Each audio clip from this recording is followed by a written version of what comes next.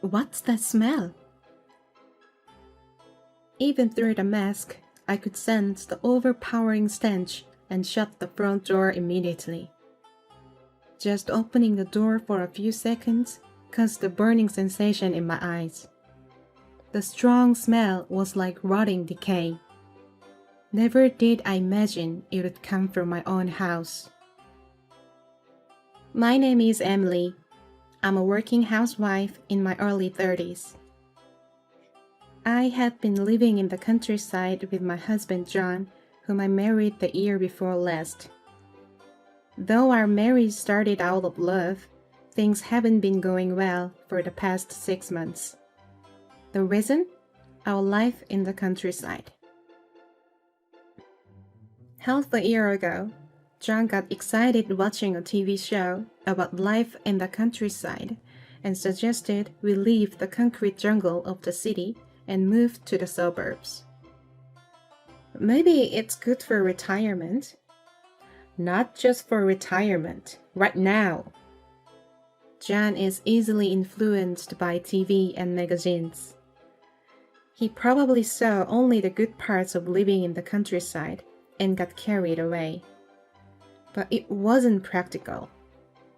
While my family home is in the countryside, John's family lives in the city. They are close to the downtown area, very convenient.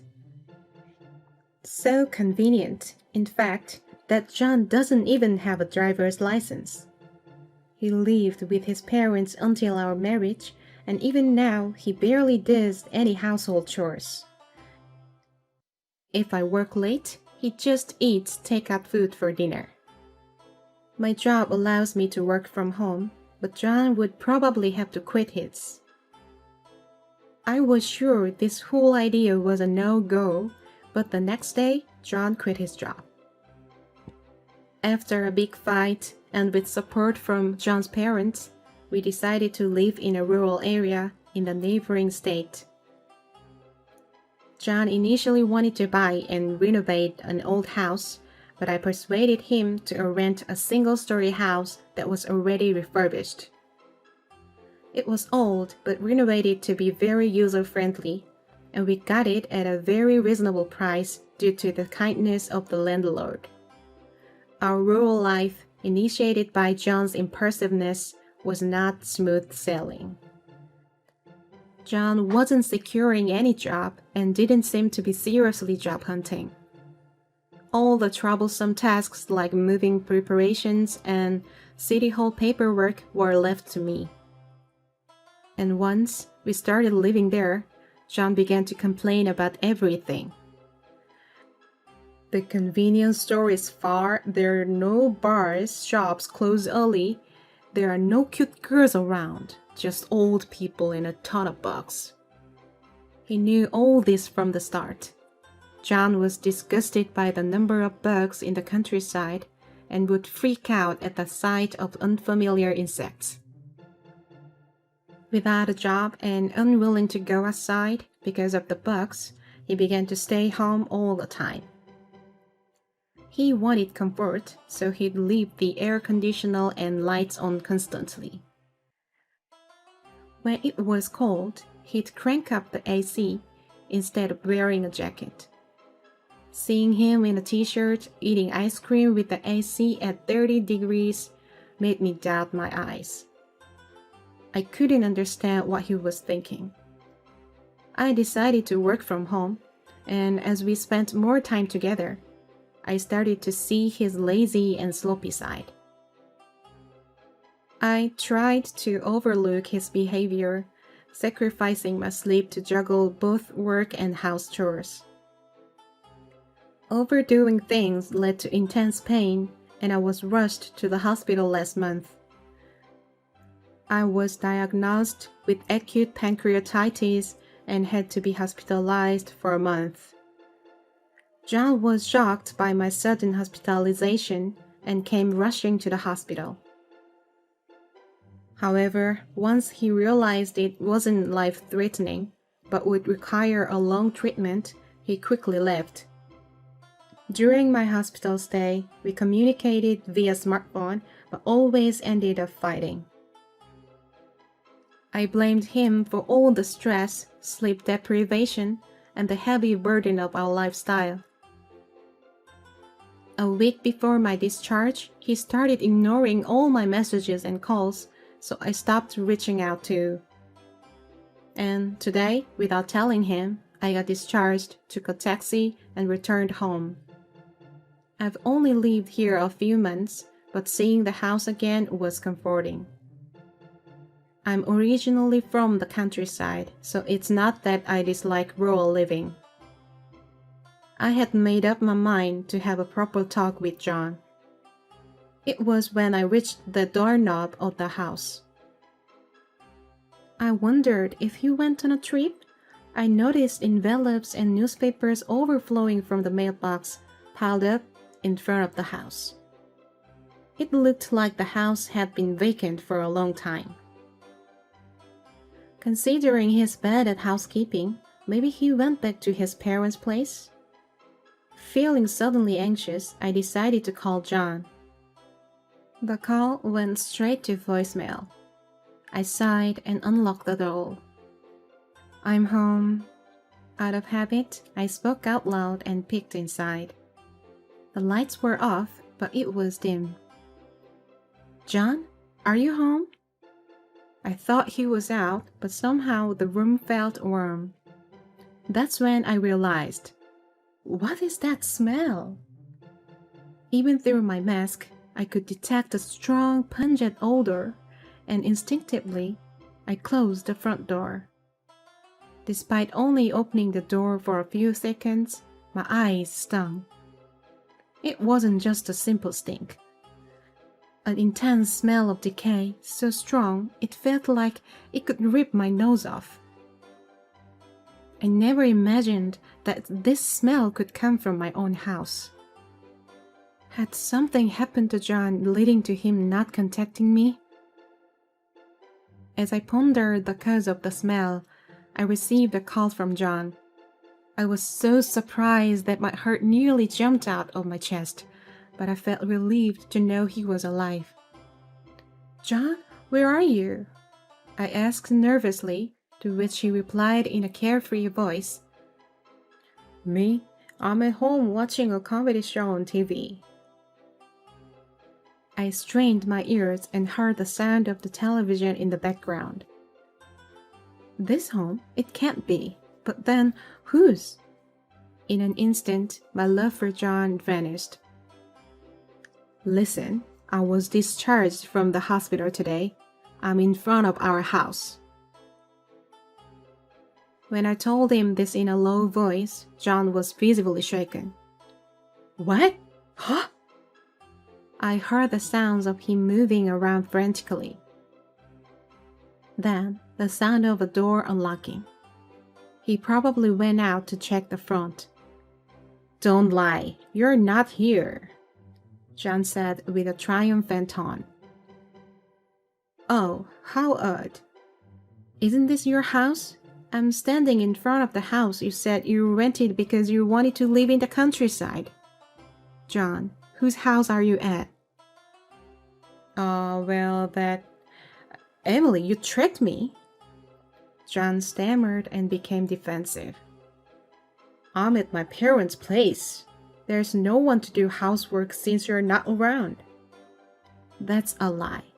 If he was at his in-laws, he wouldn't be panicking like this. "Really? Actually, I'm in front of your parents' house right now." "It's strange that I can't see you even though you said you went outside." "Oh, should I talk to your mother instead?" "Damn, you knew all along, didn't you? You know I'm not at my parents' place," John yelled in frustration. In the background, I heard a woman's voice asking, "Hey, who is it?" "Oh, so you were cheating on me while I was hospitalized." "It's not cheating. She's my ex, so it doesn't count, right?" "I don't understand your stupid rule. Anyway, I'm calling the police. Come to your countryside house, not your fling's house," I said and hung up. I never imagined John would be living with his ex and cheating on me. Although I was disappointed, it didn't hurt as much as I thought. If the source of the rotting smell isn't John, what is causing this smell? The smell isn't just from rotting organic waste. There's no doubt that this is an abnormal situation.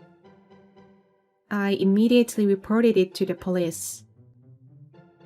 After a while, a police car arrived with its siren on. I thought only one would come, but more and more police cars started to arrive. In the end, 5 police cars came, and many officers got out, indicating a situation more serious than I imagined. The faces of the police officers turned green as soon as they smelled the odor. It's a decomposing smell.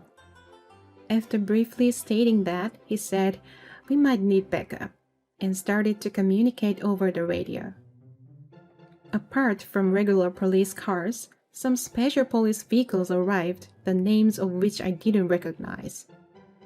The neighbors were watching from a distance after hearing the commotion. The landlord also rushed over. Only John hasn't come yet. I waited in the police car with the elderly landlord while the officers wearing special protective gear went to check the situation inside. I think they were inside for just a few minutes. One of the returning officers explained the situation to me. "It's a raccoon dog. There was a dead raccoon inside." "Is that the raccoon that was on the news a while ago?" I knew the name, but I wasn't quite sure what it was.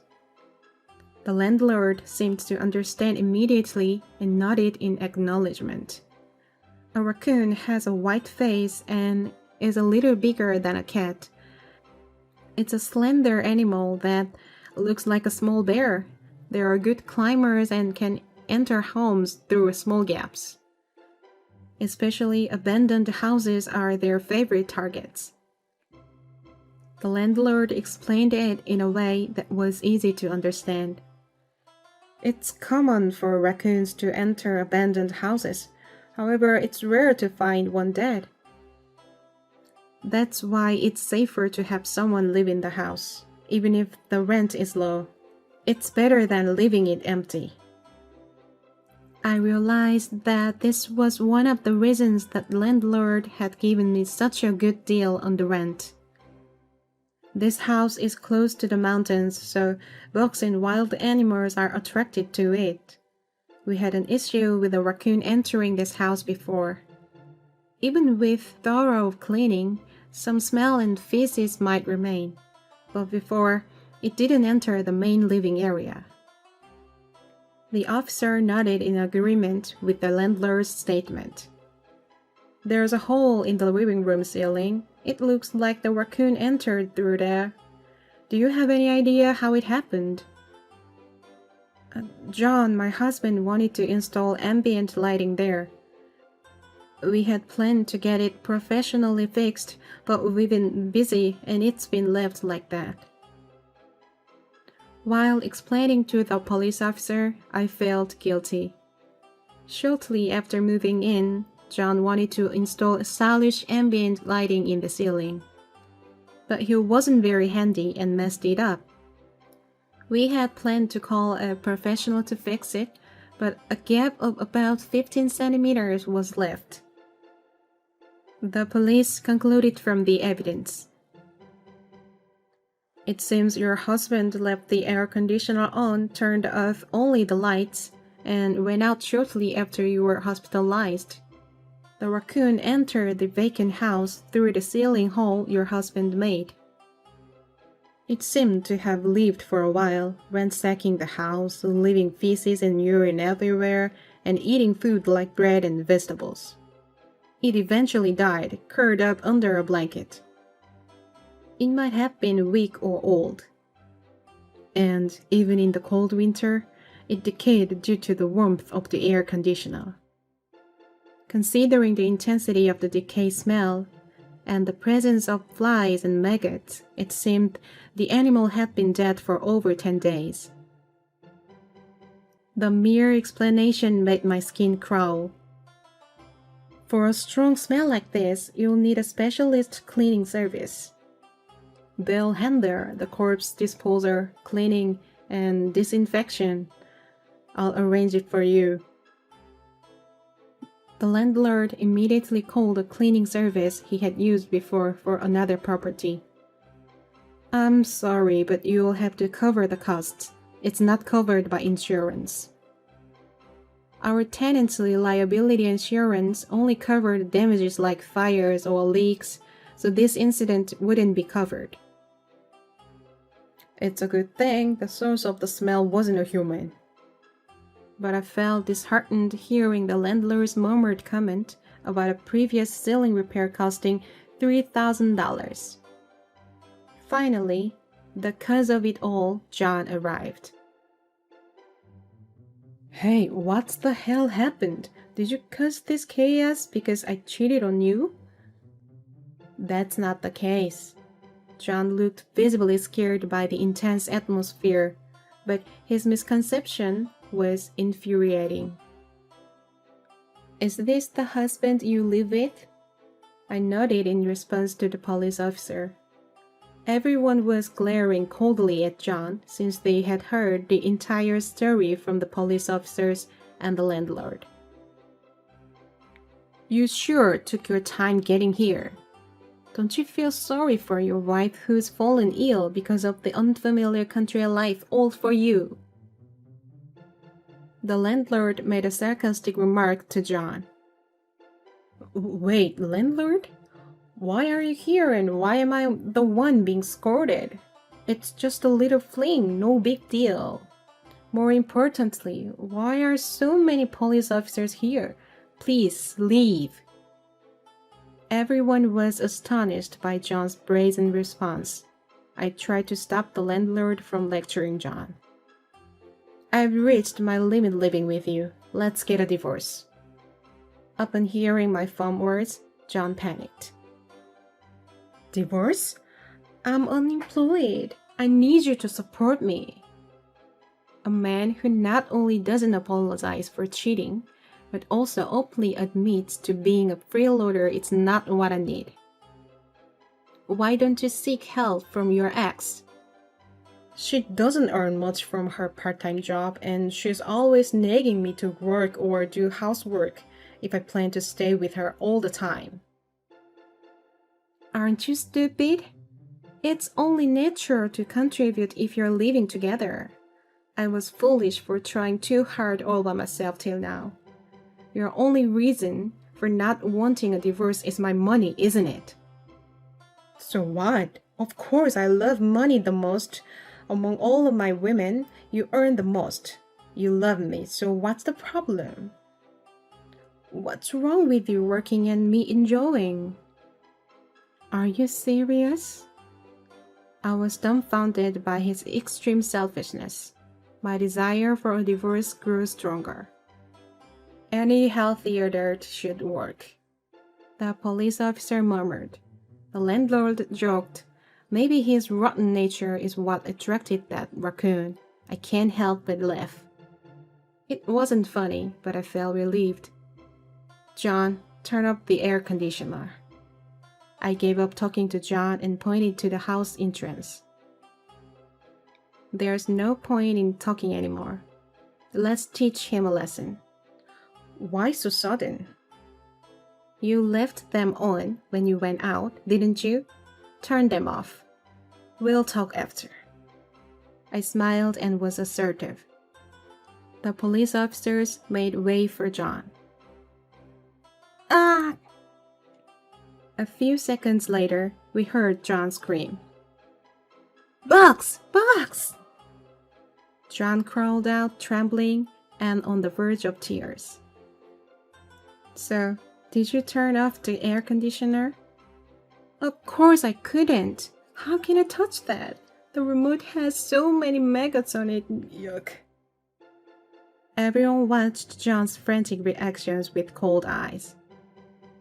John, this is the result of your actions. I was worried when I thought the source of the rotting smell might be you, but now I can't stand you as much as that raccoon. Let's get a lawyer and split up without any drama. Oh, and I'll be claiming alimony and you'll also pay for the cleaning fee. Upon hearing my words, the landlord and the police officers spontaneously applauded. Are you serious? Comparing me to that thing, didn't you love me? Let me ask you this.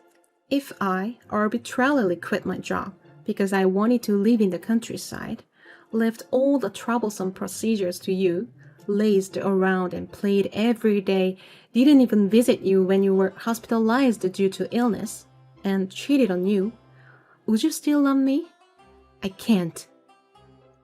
Emily said with a bright smile. It seems that John finally realized she was serious.